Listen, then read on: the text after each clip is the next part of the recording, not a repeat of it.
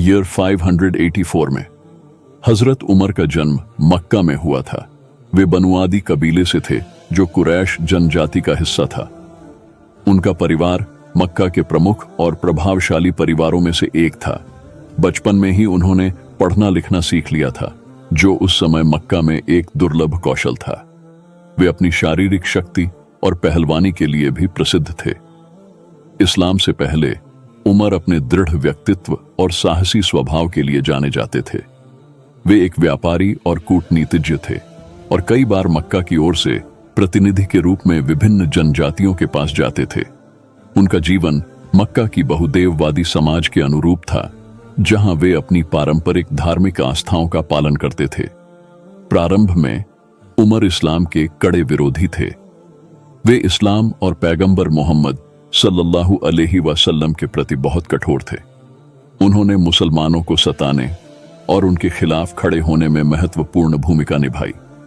एक दिन उमर ने इस्लाम को समाप्त करने के लिए पैगंबर मोहम्मद सल्लल्लाहु अलैहि वसल्लम को मारने का निर्णय लिया। जब वे अपने उद्देश्य की पूर्ति के लिए निकले तो उन्हें बताया गया कि उनकी अपनी बहन फातिमा बिन्त अल खत्ताब और उनके बहनोई सईद इब्न जैद इस्लाम स्वीकार कर चुके हैं। उनकी बहन और बहनोई के इस्लाम स्वीकार करने की खबर सुनकर वे अत्यंत क्रोधित हो गए और उन्हें दंडित करने के लिए उनके घर पहुंचे और वहां उन्हें कुरान की आयतें पढ़ते सुना। उनकी बहन के साहस और विश्वास ने उन्हें गहराई से प्रभावित किया। जब उमर ने कुरान की आयतें सूरा ताहा पढ़ी तो वे गहरे रूप से प्रभावित हुए और तुरंत पैगंबर मोहम्मद सल्लल्लाहु अलैहि वसल्लम के पास गए और इस्लाम स्वीकार कर लिया। उन्होंने इस्लाम को पैगंबर मोहम्मद सल्लल्लाहु अलैहि वसल्लम के पैगंबरत्व के छठे वर्ष लगभग 616 ईस्वी में स्वीकार किया। उनके इस्लाम स्वीकार करने के बाद मुस्लिम समुदाय को बड़ी ताकत मिली।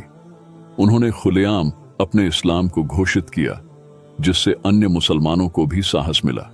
इस्लाम स्वीकार करने के बाद उमर पैगंबर मोहम्मद सल्लल्लाहु अलैहि वसल्लम के सबसे करीबी साथियों में से एक बन गए और मुसलमानों के लिए एक मजबूत रक्षक बने। वे कई महत्वपूर्ण इस्लामी युद्धों में भी भाग लिए, जैसे कि बद्र, उहुद और खंदक। उनकी न्यायप्रियता और नेतृत्व के कारण उन्हें इस्लामी समुदाय में विशेष सम्मान मिला। हजरत उमर ने हजरत अब्बू बकर के बाद 634 ईस्वी में इस्लाम के दूसरे खलीफा के रूप में पदभार संभाला। उनके 10 साल के खिलाफत काल को प्रशासनिक और सैन्य उपलब्धियों के लिए जाना जाता है। उन्होंने एक संगठित और संरचित सरकार स्थापित की, प्रशासनिक सुधार किए और इस्लामी राज्य को बीजान्टिन और ससानी साम्राज्यों के कुछ हिस्सों में विस्तारित किया। उन्होंने न्याय प्रणाली को सुव्यवस्थित किया, विभिन्न शहरों में न्यायाधीश नियुक्त किए और यह सुनिश्चित किया कि सभी नागरिकों को न्याय मिले।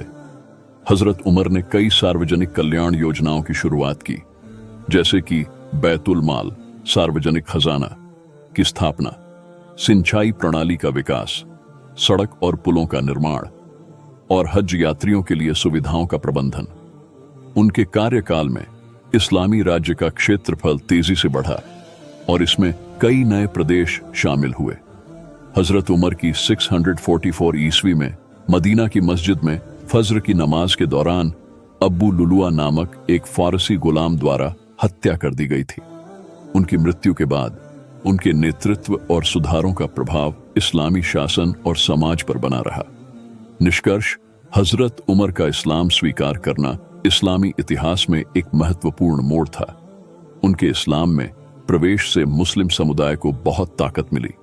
उनके नेतृत्व, प्रशासनिक सुधार और न्यायप्रियता ने इस्लामी राज्य के विकास में महत्वपूर्ण भूमिका निभाई। उनका विरासत आज भी मुसलमानों द्वारा आदर और सम्मान के साथ याद किया जाता है।